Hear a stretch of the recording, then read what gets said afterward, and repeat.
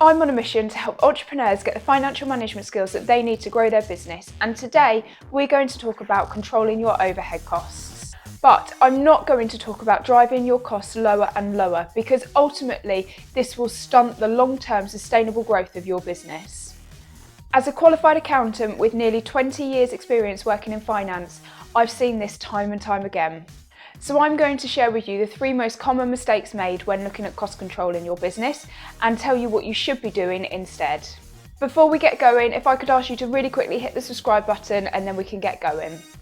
So cost control is not a sexy topic at all, but if you want to make money in business, you need to be able to do 2 things. You need to be able to sell and you need to be able to spend your money wisely. And in theory, you should be able to make some profit. So how do you go about spending your money wisely and controlling your costs? Well, let's get started with myth number 1, and that is budgeting.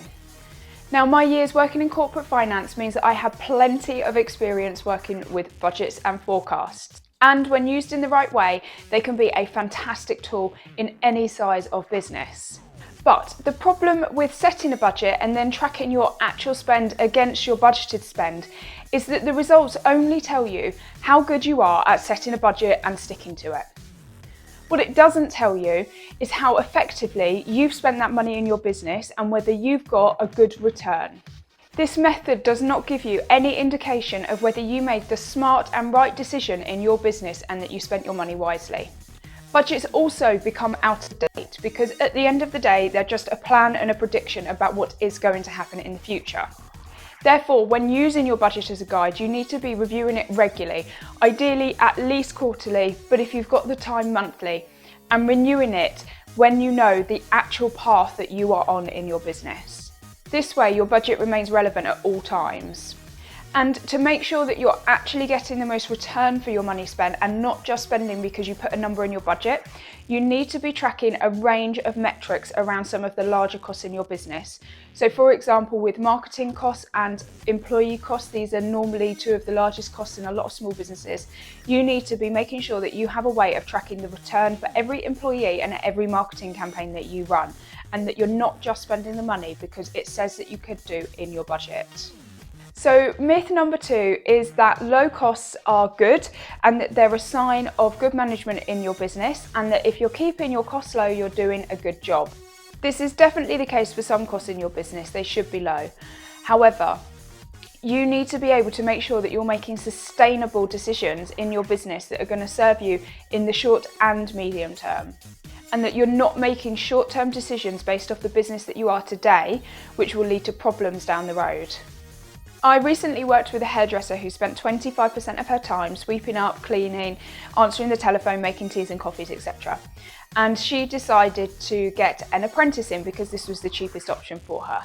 So she was then able to spend that 25% of her time on paying clients, and therefore her sales grew by 25%.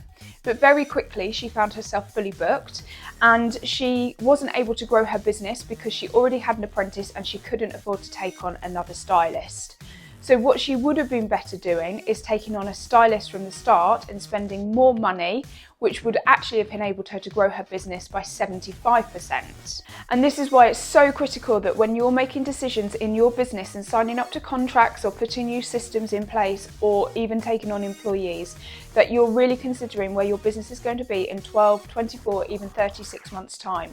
And that the decision that you're making is not a short-term decision based off the situation that you're in today, and that the solution that you're paying for is also going to work for you in the long term. And that does mean that sometimes you will need to take a short-term cut in profitability, but that will enable you to grow in the long run. And myth number 3 is not placing enough value on your time. And what I mean by this is spending lots of time trying to research cheaper systems or solutions or employees, or just even negotiating cheaper discounts with your suppliers. And the reason is that most small businesses, excluding salaries, won't have overheads of more than a few £1,000s a month. So therefore, if you could reduce every single one of your overheads by just 10%, that's actually only a few £100s. Now, after you factor in taxes and dividend taxes, etc., however you take your money out of your business, then that £200 becomes even less in your actual pocket. Therefore, how important is it that you spend time trying to drive these costs as low as possible by spending time negotiating with people or taking substandard systems because they're a little bit cheaper? So I'm not saying frivolous and get spending wherever the hell you want and not think twice about costs, but getting a monthly subscription for something that's £50 versus £60 is really not going to move the dial in terms of profitability in your business. What you would be better off doing with that time is spending it in income generating activities that will deliver you more profit than the few pounds that you can save here and there.